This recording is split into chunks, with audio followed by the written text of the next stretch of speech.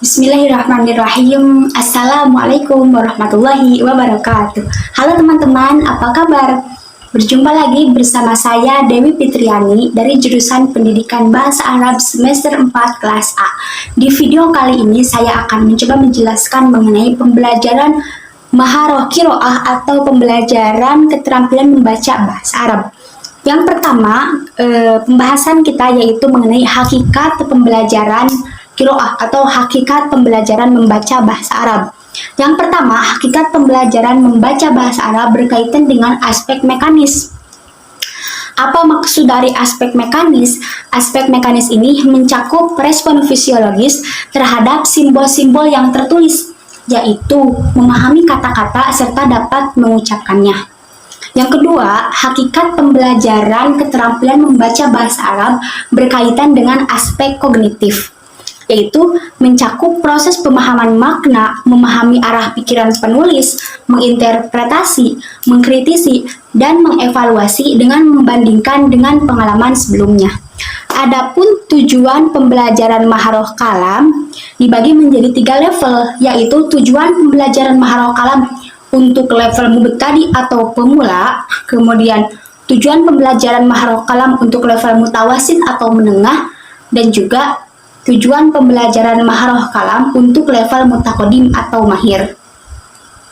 Tujuan pembelajaran Maharoh Kalam untuk level mubtadi atau pemula yaitu agar siswa dapat membaca dengan lancar disertai dengan makhraj yang benar. Nah, jadi targetnya di level tadi ini siswa bisa lancar membaca dengan makhrajnya yang benar. Yang kedua, yaitu tujuan pembelajaran keterampilan membaca untuk mutawasid, lancar membaca dengan intonasi yang tepat, kemudian dapat menguasai tanda baca, dan juga dapat memperkirakan makna umum dari teks yang dibaca. Yang ketiga, yaitu tujuan pembelajaran Maharoh Qiraah atau keterampilan membaca bahasa Arab untuk level mutaqaddim, yaitu memperoleh pengetahuan dari bahan bacaan. Selanjutnya, yaitu materi atau bahan ajar pembelajaran Maharoh Qiraah adalah teks Qiraah yang terdapat pada buku teks pelajaran bahasa Arab MI, MTS, ataupun MA. Adapun media yang dibutuhkan dalam proses pembelajaran Maharoh Qiraah, yang pertama ada buku bacaan, yang kedua ada kartu. Maksud kartu di sini adalah kartu yang ditulisi kalimat, ataupun kartu yang ditulisi pertanyaan, atau bisa juga kartu yang ditulisi alinea ataupun cerita mengenai teks yang dipelajari. Yang ketiga yaitu papan tulis. Nah, selanjutnya yaitu jenis-jenis qiraah.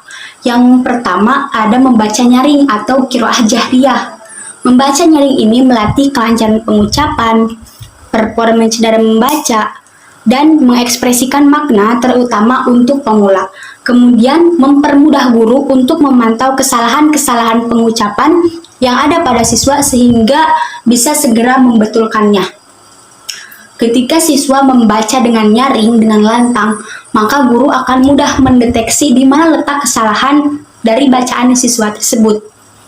Kemudian yang kedua ada membaca dalam hati atau qiraah shamitah. Qiraah shamitah ini hanya membaca hanya dengan menggunakan mata tanpa ada gerakan bibir ataupun bisikan.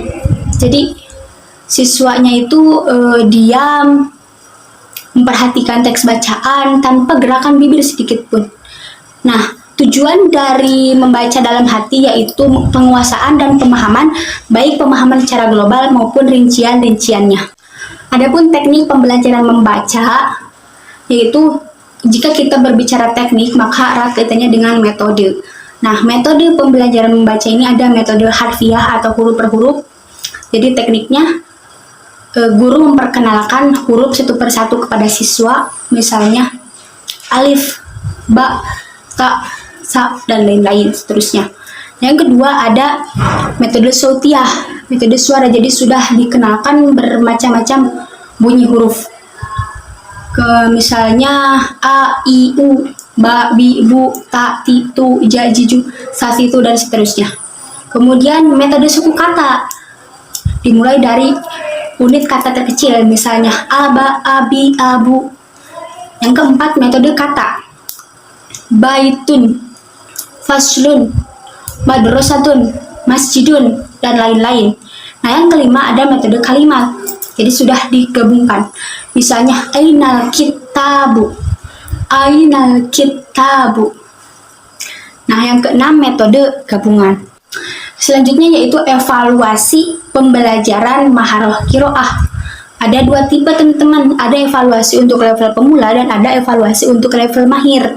Adapun evaluasi untuk level pemula yaitu yang pertama kefasihan pengucapan, yang kedua kelancaran pengucapan, yang ketiga kejelasan pengucapan, yang keempat kesesuaian intonasi dengan teks bacaan, dan yang kelima yaitu ketepatan menggunakan tanda baca. Sedangkan evaluasi pembelajaran maharoh kiroah untuk level mahir atau mutaqaddim itu yang pertama, dapat memahami kandungan wacana tersurat ataupun tersirat. Yang kedua, dapat memahami kosakata. Yang ketiga, dapat memahami gagasan utama. Yang keempat, dapat menentukan topik. Yang kelima, dapat memahami tata bahasa. Nah, itu teman-teman penjelasan mengenai pembelajaran maharoh kiroah dalam mata pelajaran bahasa Arab. Saya kira itu saja yang dapat saya sampaikan pada video kali ini. Mohon maaf atas segala kekurangannya. Semoga video ini bermanfaat. Ila liqa fi waqtil atiyah. Syukron ala husni ihtimamikum. Wassalamualaikum warahmatullahi wabarakatuh.